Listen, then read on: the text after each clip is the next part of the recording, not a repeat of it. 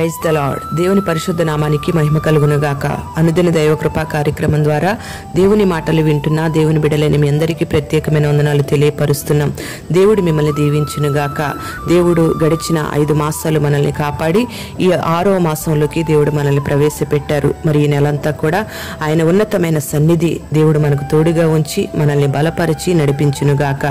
ఈ నెలలో పుట్టినరోజు వేడుకలు, పెళ్లి రోజు వేడుకలు జరుపుకుంటున్న, ఇతరత్ర శుభకార్యాలు జరుపుకుంటున్న దేవుని బిడ్డలైన మీ అందరికీ కూడా పేరు పేరున ప్రత్యేకమైన శుభాకాంక్షలు మా దైవ కృపా ప్రార్థనా మందిర్ కొవ్వూరు తరపున మేము తెలియపరుస్తూ ఉన్నాం. దేవుడు మిమ్మల్ని దీవించునుగాక. ఈ నెలలో దేవుడు మనకిచ్చినటువంటి వాగ్దానాన్ని చదువుకుందాం.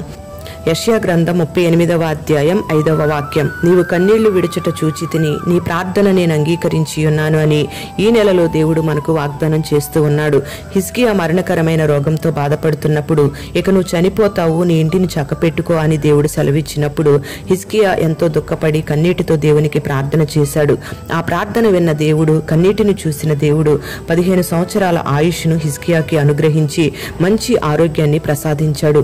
ఇంత ఆశీర్వాదాన్ని హిజ్కియా పొందడానికి కల కారణం ఏమిటంటే, దావీదు వలె దేవునికి ఇష్టంగా బ్రతికాడు.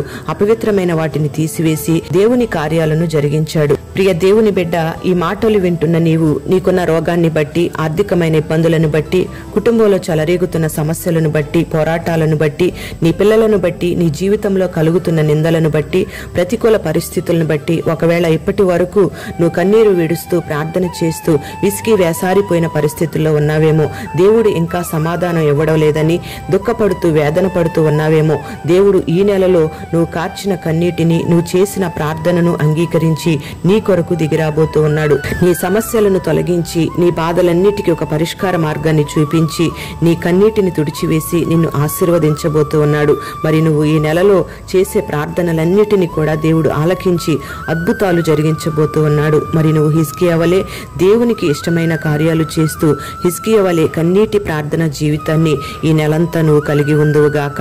అట్టి కృపా దేవుడు నీకు అనుగ్రహించి ఈ నెలంతా తోడయుండి నిన్ను నడిపించి నీ ప్రార్థనలన్నీ ఆలకించునుగాక. ప్రార్థన. పరిశుద్ధుడవైన తండ్రి, దయగలిగిన దేవా, నీకు స్తోత్రం చెల్లిస్తున్నాం.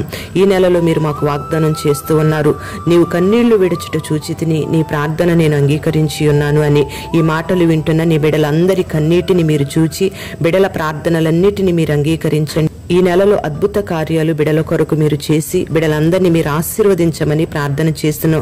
ఏ పరిస్థితులను బట్టి ఇప్పటి వరకు కన్నీరు విడుస్తూ ప్రార్థన చేస్తూ విసిగిపోయిన అనుభవాల్లో ఉన్నారో, వాటన్నిటిలోంచి ఈ నెలలో గొప్ప కార్యాలు మీరు జరిగించి ఒక పరిష్కార మార్గాన్ని చూపించి బిడ్డలకు విడుదల కలుగు చేసి ప్రతి ఒక్కరిని మీరు ఆశీర్వదించి వర్ధిల్ల చేయమని ప్రార్థన చేస్తున్నాం. ప్రభా, ఈ మాటలు వింటున్న బిడ్డలందరినీ కూడా మీరు ఆశీర్వదించండి. ప్రార్థనలో ఏకీభవించిన బిడ్డలను మీరు దీవించండి.